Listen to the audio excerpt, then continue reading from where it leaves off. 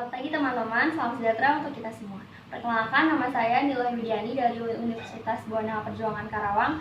Kali ini saya akan mempresentasikan hasil kerja praktek saya yang berjudul Implementasi Training Total Productive Maintenance di PT Kalbe Pharma Tbk.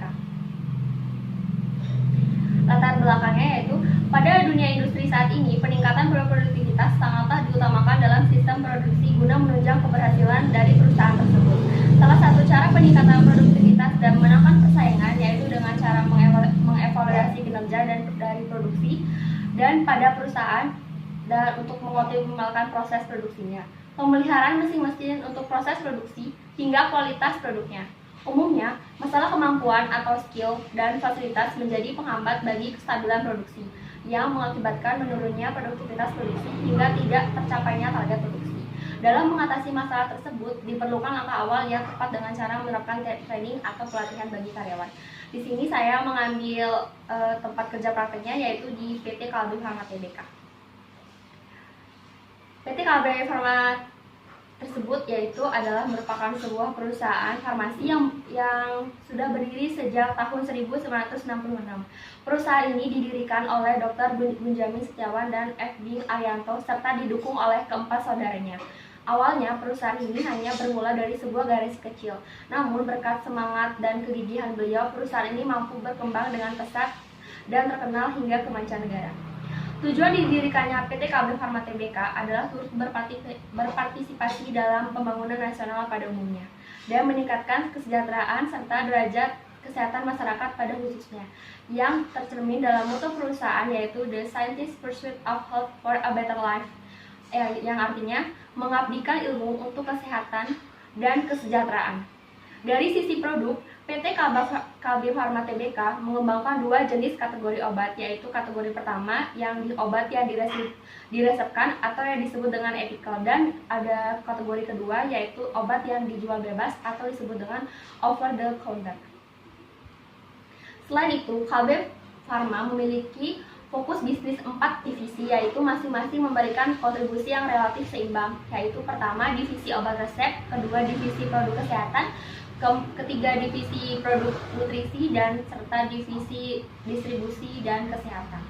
PT Kalbe Pharma Tbk juga memiliki anak perusahaan, diantaranya adalah PT Danfoss Pharma dan PT Hexpam Jaya.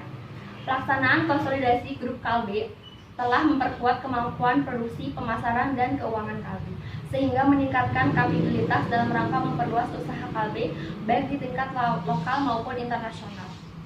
Saat ini, PT Kalbe Pharma beralamat di kawasan industri Delta Silicon, Jalan MH Tamrin, Blok A3 nomor 1, Lipo Cikarang, Sukaresmi Cikarang Selatan, Bekasi, Jawa Barat. Selanjutnya yaitu tinjauan pusaka. Yang pertama yaitu Grand Theory.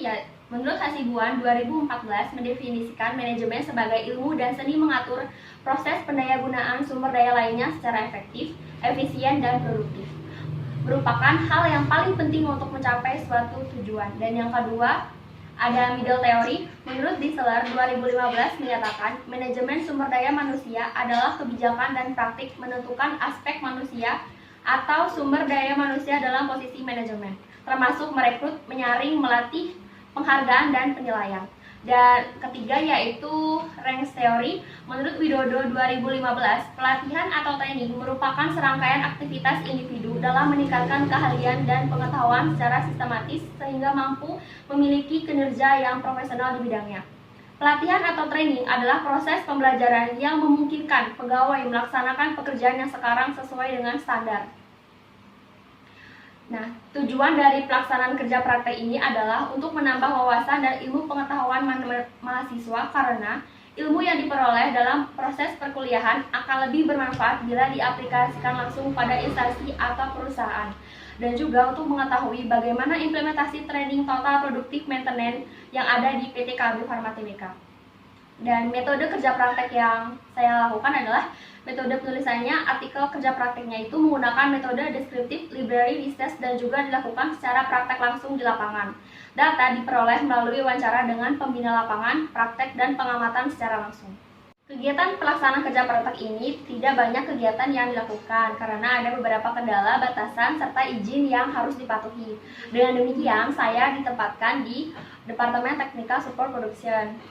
Praktek kerja ini terhitung dari tanggal 3 Februari 2020 sampai dengan 3 Maret 2020 dan dibimbing langsung oleh Bapak Dodi Marianto selaku Supervisor Technical Support. Kegiatan kerja praktek ini dimulai dari hari Senin sampai dengan hari Jumat dan untuk jamnya mengikuti jam jadwal kerja saya sih. Selama kerja praktek ini ditugaskan yang saya kerjakan itu yaitu membuat modul artikulat mengenai pengenalan mesin bagi karyawan atau operator baru maupun lama dan juga ikut menjadi trainer mengenai perawatan salah satu mesin printing yang ada di produksi.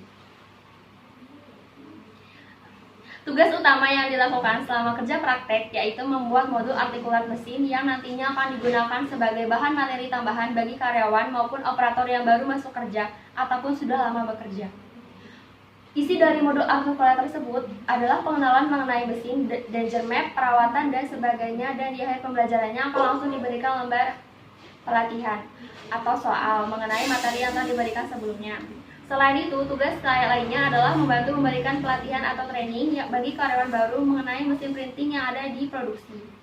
Tugas pendukung yang dilakukan selama kerja praktek adalah membantu melengkapi foto-foto mesin di setiap modul dan merekapnya menjadi satu folder. Selama saya kerja praktek di perusahaan tersebut, saya memperoleh permasalahan yaitu kurangnya kompetisi serta pengetahuan karyawan maupun operator dalam menangani mesin mereka yang ada di produksi, dan ini dapat mengakibatkan turunnya produktivitas, target produksi, serta efisiensi waktu. Kondisi ini juga akan berdampak bagi konsumen karena kita tidak dapat memenuhi kebutuhan mereka. Jadi solusinya yang dapat saya berikan adalah memberikan training atau pelatihan total produktif maintenance atau TPM bagi karyawan baru agar mereka lebih memahami bagaimana proses serta hal-hal yang harus mereka lakukan dan jaga saat berada di area produksi, dan jika lebih peduli terhadap lingkungan kerja mereka. Jadi dalam TPM ini kita itu dituntut untuk memiliki rasa kepedulian terhadap lingkungan kerja kita sendiri. Training atau pelatihan ini dilakukan secara berkala saat pengadaan karyawan baru atau saat-saat tertentu jika diperlukan. Setiap karyawan yang sudah pernah di-training akan dipantau pencapaian target produksi mereka melalui jumlah abnormalitas yang mereka temukan dan mereka selesaikan setiap bulannya. Selain itu, melalui pencapaian target produksi setiap line dan efisiensi waktu saat mesin yang digunakan mengalami masalah atau trouble. Kesimpulan dari hasil kerja praktek ini adalah kerja praktek merupakan kegiatan di mana apa yang kita dapat selama ini di dunia perkuliahan kita praktekkan langsung di dunia kerja. Dengan adanya kerja praktek ini, kita dapat mengetahui bahkan menyelaraskan ilmu teori yang kita dapat selama perkuliahan dengan menjadi ilmu praktek di dalam dunia kerja. Banyak hal yang dapat kita pelajari jika kita melakukan kerja praktek, apalagi jika kita melakukan kerja praktek tersebut di bidang industri. Setelah melakukan kerja praktek di perusahaan tersebut dan melakukan analisa, maka dengan memberikan training atau pelatihan sedini mungkin diharapkan kemampuan dan pengetahuan karyawan lebih meningkat sehingga apa yang diharapkan perusahaan dapat tercapai. Saran yang dapat diberikan adalah dengan melakukan training yang tepat bagi karyawan baru, tidak hanya training TPM saja, namun training atau pelatihan lainnya yang memungkinkan kemampuan dan pengetahuan karyawan akan lebih meningkat. Antisipasi sedini mungkin sangat diperlukan, mengingat perusahaan farmasi merupakan salah satu perusahaan yang sangat dibutuhkan di masyarakat. Dan pastinya permintaan produksi ini akan selalu meningkat. Jika hal tersebut terjadi, maka harus diimbangi dengan kemampuan dan pengetahuan karyawan yang baik pula. Dengan demikian, target perusahaan akan tercapai dan konsumen akan merasa puas. Sekian presentasi saya untuk pemaparan kerja praktek hari ini. Mohon maaf jika terdapat kesalahan maupun kekurangan. Terima kasih.